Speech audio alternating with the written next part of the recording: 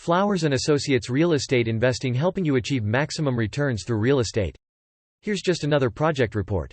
And if you like this video, don't forget to hit that subscribe button. Patching floor up at one of the properties on Nicholas. Trying to keep this floor intact, so when we start putting down the laminate floor, and then it'll level out.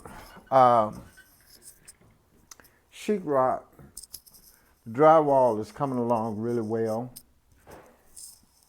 We're in the first phase of mudding. All the rooms are just about completed for repair.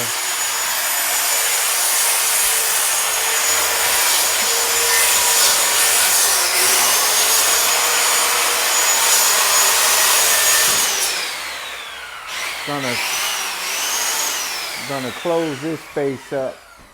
Gonna close this space up here. Make this a room, a bedroom. And this is going to be the hallway, going straight through here.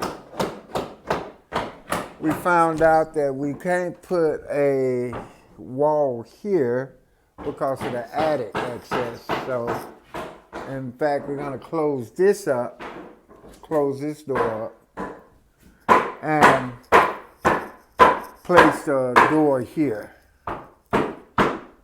And then they can go through the hallway. Signing off.